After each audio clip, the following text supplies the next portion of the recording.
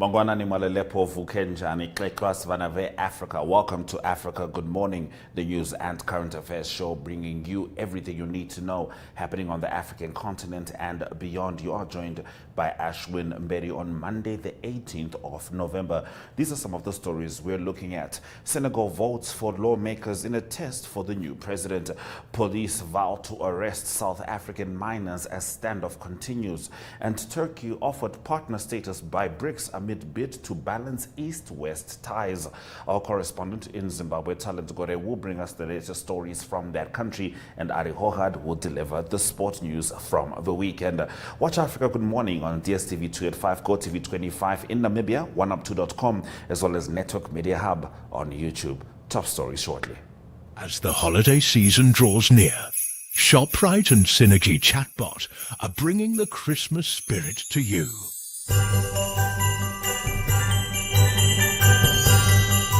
Watch out for Santa's wish list and buy your favorite newspaper on Monday the 18th of November to send your wish list to Santa.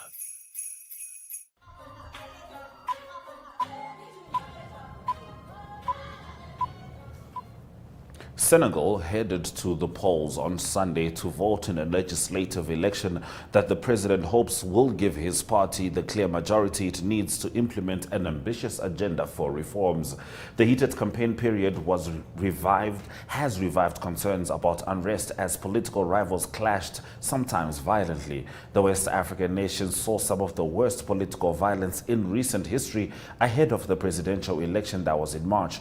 Voters headed to the polls in Gabon to vote on Saturday in a referendum on a new constitution. We'll talk about that as well. Now, voting in his hometown of Ndiagianyino, President Bassirou Diomaye Faye urged the electorate to remain calm no matter the outcome. Polls opened at 8 a.m. and closed at 6 p.m. with a timetable for results still to be announced. More than 7 million registered voters will have the chance to vote for candidates for the 165-seat assembly, choosing between 41 registered parties or other entities. At stake is Faye's mandate to make good on promises to crack down on corruption and improve livelihoods that helped sweep him into power in April following a landslide election victory. Faye says his commitment to help has been stymied by the opposition-led assembly, which he dissolved in September to pave the way for Sunday's vote.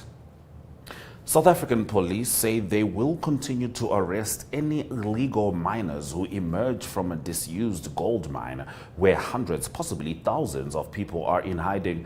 This follows a court order which said the mine shaft in Stilfontein, around 145 kilometers southwest of Johannesburg, should not be blocked. Emergency services have been at the site for several days. Police have been preventing food and water entering the mine, as one government minister put it, in order to smoke them out. The miners, who have been underground for a month, have so far refused to exit the mine over fears of being arrested. Among them are undocumented migrants who also fear deportation. Some South Africans have heavily criticized the government's hardline policy, and in recent days the police have been allowing volunteers to go down to see the miners, and some have been taking small amounts of food and water. On Saturday, a court in Pretoria ordered that the mine shall be unblocked and may not be blocked by any person or institution, whether government or private. It also said that any person in the mine should be allowed to exit and that no non-emergency personnel may enter the mine shaft. 3 of the miners surfaced on Saturday, one of whom was taken to hospital for medical treatment. The 2 others were arrested. Now, thousands of Nigerians marched Saturday, November 16, in the streets of Niamey in support of the ruling CNSP and to denounce foreign destabilization attempts. A coalition of civil society organizations had called for a protest after authorities said they arrested a French spy. Many protesters also voiced their support for Burkinabe and Malian authorities. Niger, with these 2 countries, form the Alliance of Sahel States, or AES. Members of the junta junta ruling under the name CNSP attended the march, including Colonel Ibro Amadou Basharu, the president's chief of staff. Students and pupils' unions were also in attendance.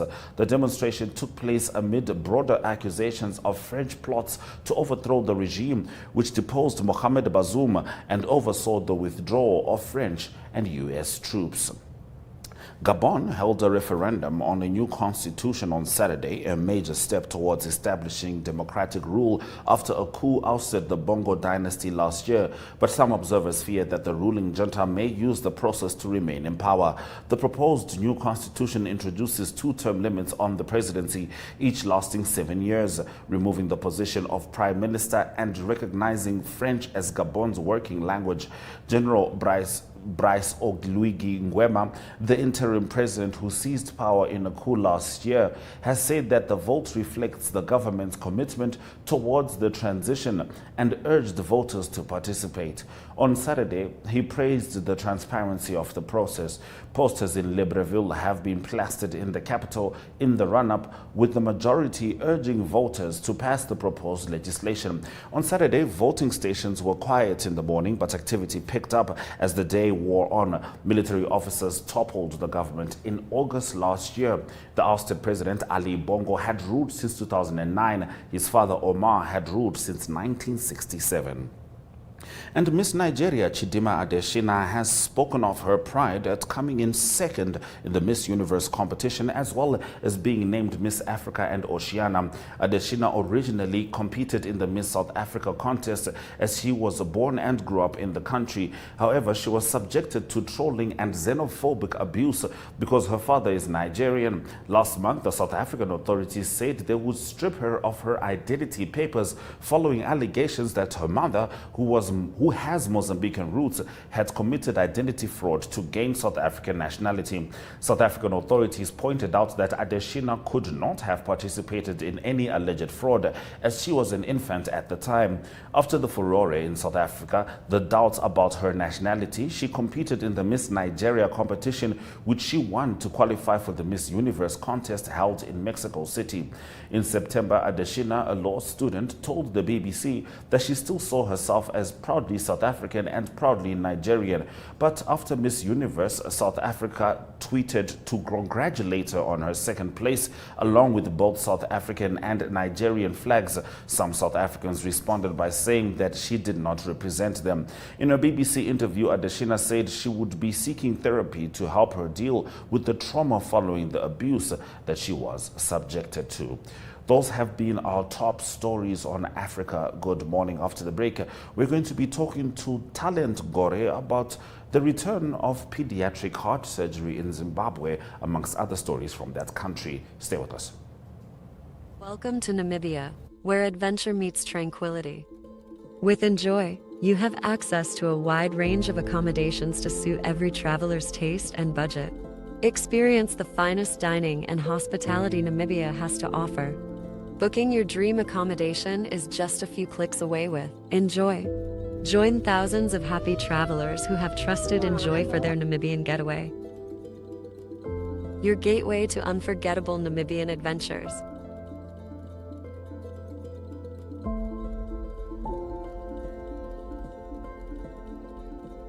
Visit us today at enjoy.my.na.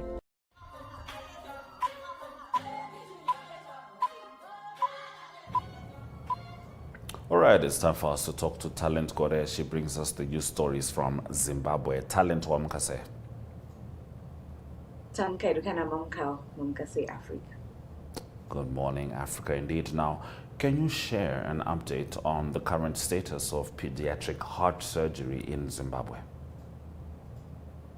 Yes, amid an annual caseload of 4,500 Zimbabweans born with heart diseases, the country has resumed open heart surgeries after taking a 5-year hiatus. Last week at Parenyato Group of Hospitals, which is one of the biggest referral hospitals in Zimbabwe, doctors conducted 10 open heart surgeries on children under the age of 14, and this was after Zimbabwe stopped doing open heart surgeries in 2018, and right now they have resumed. So there was a medical camp at Parengatwa group of hospitals last week where doctors from Zimbabwe, local surgeons, and some from Egypt who were in the country conducted these heart surgeries. And they said that the doctors, the surgeons have said that they're going to be conducting these open heart surgery camps going forward, but this was just the beginning. So right now they have conducted 10 open heart surgeries, and plans are underway to ensure that they conduct these open heart surgeries, because most of Zimbabwe children born in Zimbabwe, about 4,500 per year, are born with heart problems, so they require surgeries. Apparently, when the country stopped doing these surgeries, people were now going to India to have these surgeries performed, and most of Zimbabweans could not afford to send their kids, their children, to India for the surgeries. You find out that in a week or 2 weeks, people would come up with GoFundMe trying to raise money for these children to go to India for these surgeries. For it is so this is quite a good initiative that the Paranetro group of hospitals has actually has resumed these open heart surgeries, because they were really there are people who are really in need of these surgeries, especially for the children. So this is quite a welcome development in the country. So far 10 have been conducted on children, and the camp said that they were going to conduct another camp, medical camp, in the coming months. All right, Talent, we'll certainly be keeping an eye on that story. Now, can you confirm the details of the Harare City Council's decision to demolish over 5,000 houses built in illegal settlements across the city? Yes, the Harare City Council Mayor Jacob Mafumi has said that Harare plans to demolish over 5,000 houses built in illegal settlements across the country in the coming weeks, enforcing about 37 High Court orders authorizing the move. The targeted houses, located in mostly high density suburbs such as Kuadzana, Budiriro, Glenview, and Mavuku, were constructed on land reserved for the essential public amenities. However, the government insists that there are no demolitions that are going to take place. But Harare Mayor Jacob Mafume said that the council would proceed with the demolitions to uphold the law and restore order, citing years of in ordinance delays due to various reasons. He said that, and I quote, "We have 37 High Court orders obtained by the city of Harare and private individuals to evict illegal settlers. These orders have not been enforced due to political interference and excuses that land barons have exploited to continue illegal developments." And he also said that affected areas include land earmarked for schools and clinics, as well as recreational and sporting facilities. He added that this has created challenges for residents, particularly children who must travel long distance to access basic services. So you find out that 2 weeks back, the Harare City Council demolished about I think they demolished about 20 houses in one suburb. And right now, the mayor is saying that we have court orders to demolish these houses because they were built illegally, they were built on illegal land. So we have been granted the court orders to demolish these houses, and we're going to continue demolishing these houses which were built illegally. But the government is saying that the Harare City Council is not going to do so, is they do not have the court orders. But the Harare City Council is saying that we were given the court orders, we have the right to demolish the houses, but the government is not having any of that. But the Harare mayor has said, and he has strongly said, that they were going to demolish about 5,000 houses in the high density suburbs of Harare. Wow, that's a big number. It would definitely be looking forward to updates with regards to that talent, but it's a time of celebration, believe it or not. Zimbabwe, after a very long time, has qualified for the 2025 Africa Cup of Nations. Do give us more details on that historic qualification. Yes, it's been quite a long time since Zimbabwe has gone to the AFCON. So apparently Zimbabwe qualified for the for the Africa Cup of Nations for a sixth time on Friday after Tawanda Mashwanire was in the picture. First half debut goal and the Warriors a point against qualification rivals Kenya, who bow out. Apparently, the Warriors needed a draw for them to go to the AFCON in 2025, and they did just so. They drew 1-1 with Kenya, and Kenya is now out, and the Warriors have proceeded to the AFCON, and we are very excited as Zimbabwe because it had been a long time since Zimbabwe had qualified for AFCON. So apparently, people are giving credits to the new Warriors manager who is from Germany, Michael Nies. They said that we owe everything to him because if it wasn't for him, the Warriors, the Zimbabwean team, was not going to qualify for them for Afghan.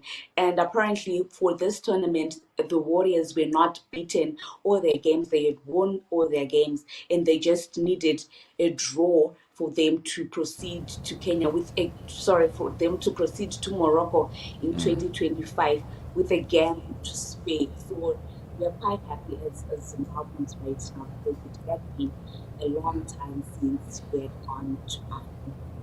Makorokoto, Ndiwo Makorokoto. I'm sure that song was played throughout Harare on Friday. Congratulations, I'm Lopez, Zimbabwe. Thank you very much, Talent, for bringing us the news stories from there. You're welcome, and thank you very much for having me. So it's good to have you on Africa. Good morning. Let's have a look at the weather predictions.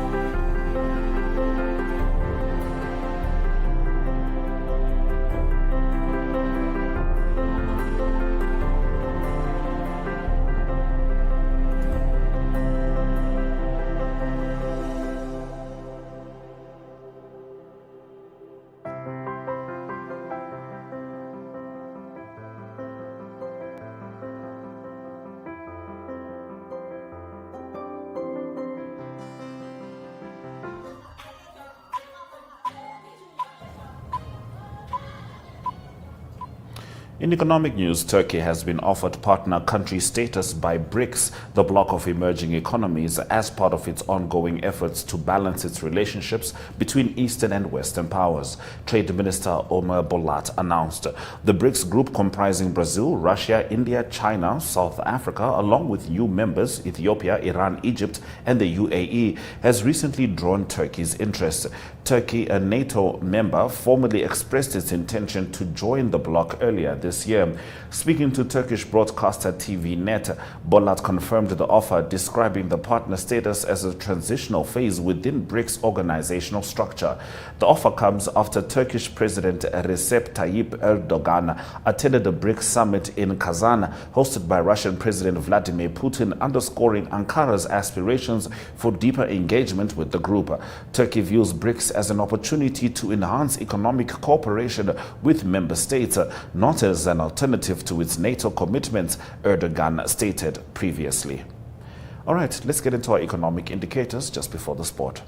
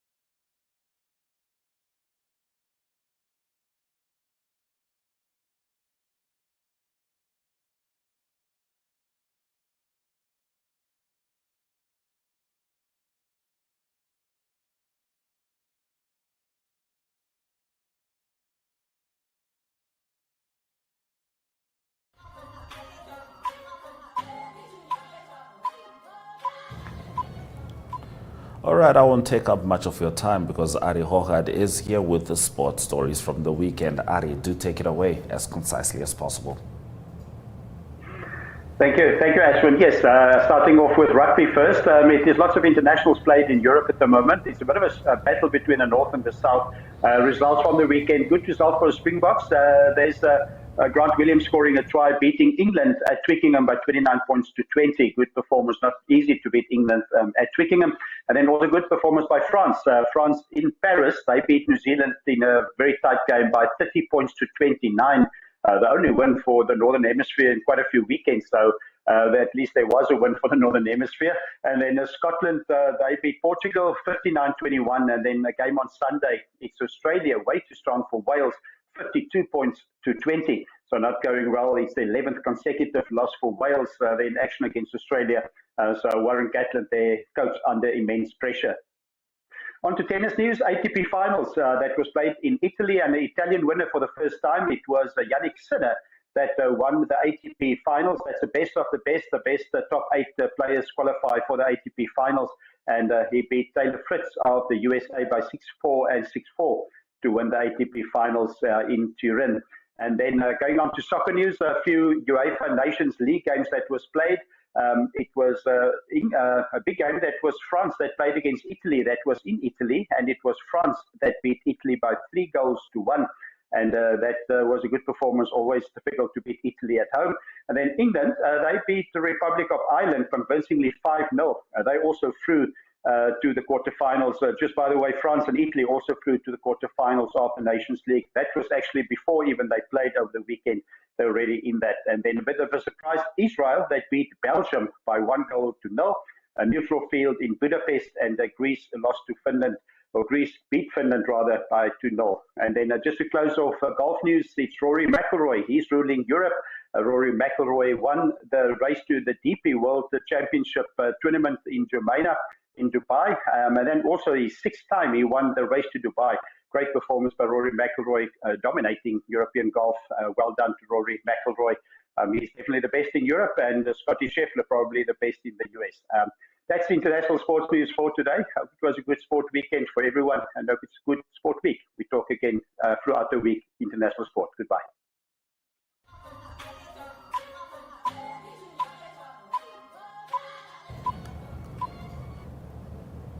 Thank you for staying with Africa. Good morning. Let's have a look at the highlights from the broadcast.